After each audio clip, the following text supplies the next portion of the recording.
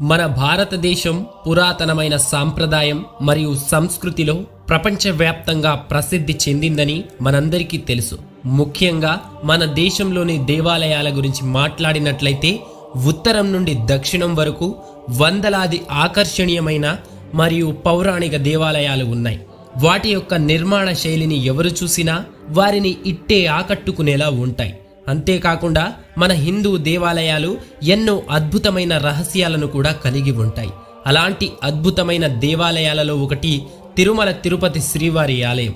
దేశంలోనే అత్యంత సంపద కలిగిన ఆలయంగా ప్రసిద్ధిగాంచిన ఈ తిరుమలలో శాస్త్రవేత్తలకు కూడా అంతుచిక్కని అద్భుతమైన రహస్యాలు దాగి ఉన్నాయి.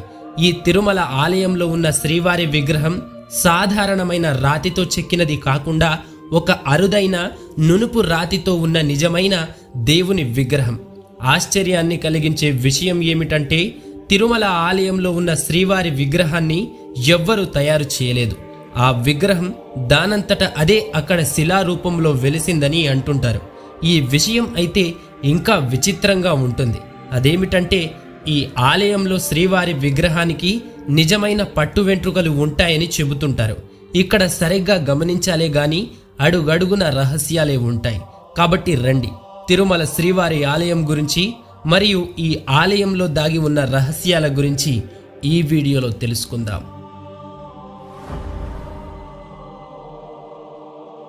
తిరుమల ఆంధ్రప్రదేశ్ రాష్ట్రం తిరుపతి జిల్లాలోని తిరుపతి పట్టణానికి ఆనుకొని ఉన్న 7 కొండలపై ఈ పుణ్యక్షేత్రం ఉంటుంది. ఈ ఆలయం సాక్షాత్తు శ్రీ మహావిష్ణువు రూపమైన శ్రీవారి ఆలయం.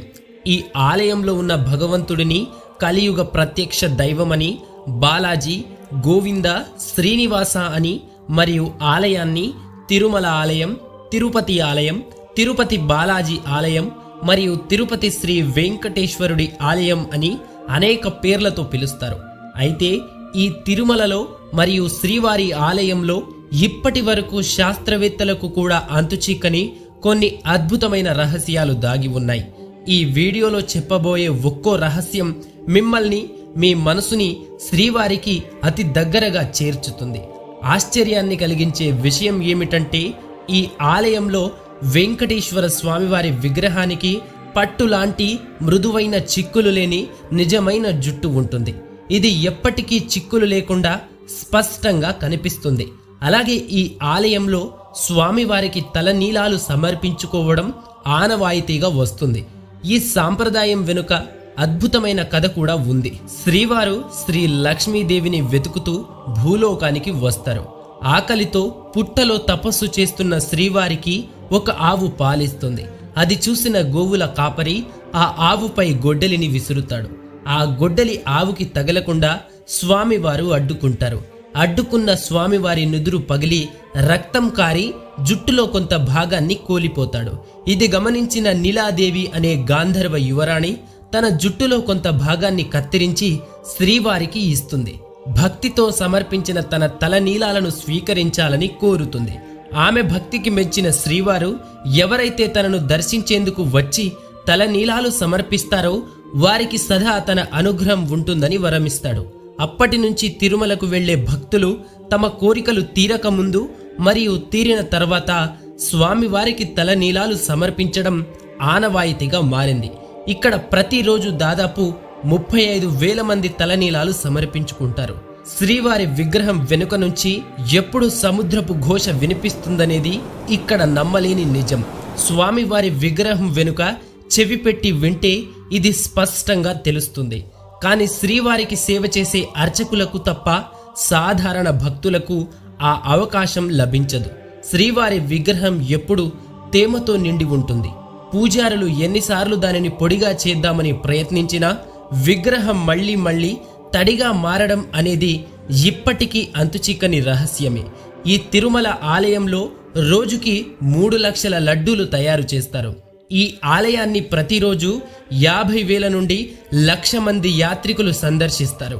ఈ ఆలయం నుండి దాదాపు 22 కిలోమీటర్ల దూరంలో ఒక గ్రామం ఉంటుంది. అక్కడ ప్రజలు చాలా పాత నియమాల ప్రకారం జీవిస్తారు. గర్భగుడిలోని శ్రీవారి అభిషేకాలకు, పూజలకు వాడే పాలు, నెయ్యి, వెన్న, ఆకులు, పుష్పాలు ఈ గ్రామం నుంచే వస్తాయి. ఆశ్చర్యకరమైన విషయం ఏమిటంటే సామాన్యులకు ఈ గ్రామంలో ప్రవేశం లభించదు. కేవలం ఆ గ్రామానికి చెందిన వారికి మాత్రమే ఆ గ్రామంలో ప్రవేశం ఉంటుంది. గర్భగుడిలోని శ్రీవారి విగ్రహం ముందుంచే మట్టి దీపాలు ఎప్పుడూ కొండెక్కవు.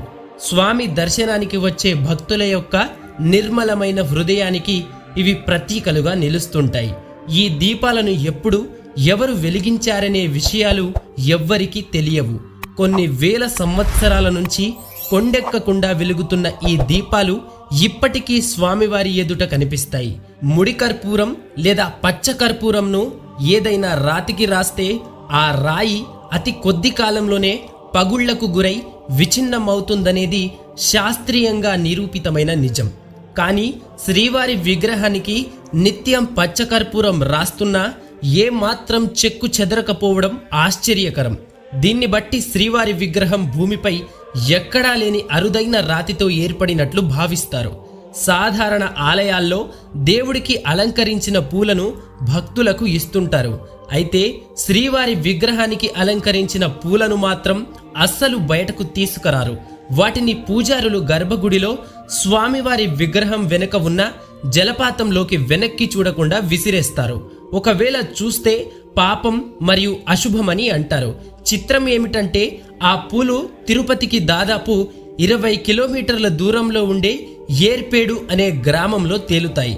స్వామి విగ్రహం వెనుక ఉండే జలపాతం ద్వారా అవి అక్కడికి చేరుతాయని చెబుతుంటారు.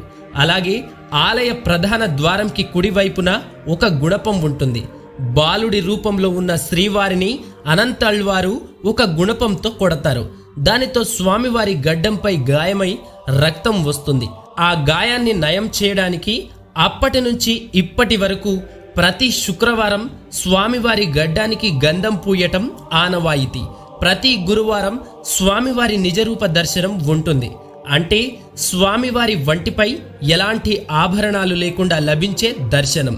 తిరుమల ఆలయంలోని గర్భగుడిలో శ్రీవారి విగ్రహం భక్తులకు గర్భగుడి మధ్యలో ఉన్నట్లు కనిపిస్తుంది.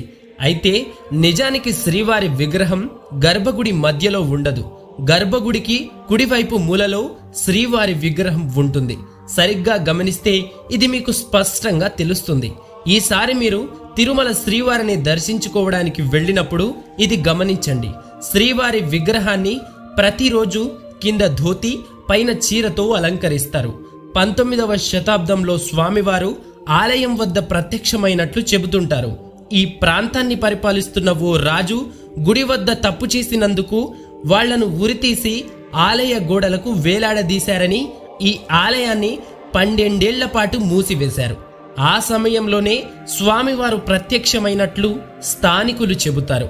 తిరుమల శ్రీవారి విగ్రహం రాతితో మలచబడినదే అయినా ఎప్పుడూ సజీవమైన జీవకళతో కనిపించడం విశేషం. స్వామివారి విగ్రహం ఎప్పుడు 110 డిగ్రీల ఫారెన్హీట్తో వేడిగా ఉంటుంది. పవిత్ర స్నానం సమయంలో శ్రీవారి ఆభరణాలు తీసినప్పుడు అర్చకులు ఈ వేడిని అనుభూతి చెందుతారు. అలాగే ఈ తిరుమల ఆలయంలోని హుండీ ఆదాయం నెలకు 100 కోట్లకు పైనే వస్తుందన్న విషయం మీరు వినే ఉంటారు. అయితే ఆలయం ఇంత గొప్పదైనా ఈ ఆలయంలో ఉన్న శ్రీవారు ఒక పేదవాడు. అవును, మీరు విన్నది నిజమే. తిరుమల ఆలయానికి ఆదాయం కోట్లల్లో ఉన్నప్పటికీ ఈ ఆలయంలో ఉన్న శ్రీవారు అప్పుల భారంతో సతమతమవుతున్నాడు. మరి దాని వెనుక ఉన్న రహస్యం ఏమిటన్నది కింద కామెంట్ సెక్షన్లో పిన్ చేసి పెట్టాను. తీరిగ్గా చదువుకోండి. ఈ వీడియో నచ్చితే తప్పకుండా లైక్ చేసి మీ ఫ్రెండ్స్కి షేర్ చేయండి. ఇటువంటి మరిన్ని వీడియోస్ కోసం మన ఛానల్ని సబ్స్క్రైబ్ చేసుకొని పక్కనే ఉన్న బెల్ ఐకాన్ని యాక్టివేట్ చేసుకోండి. మరో వీడియోతో మళ్ళీ కలుద్దాం. అప్పటి వరకు మన వీడియోస్ని చూస్తూ ఉండండి. Thank you for watching.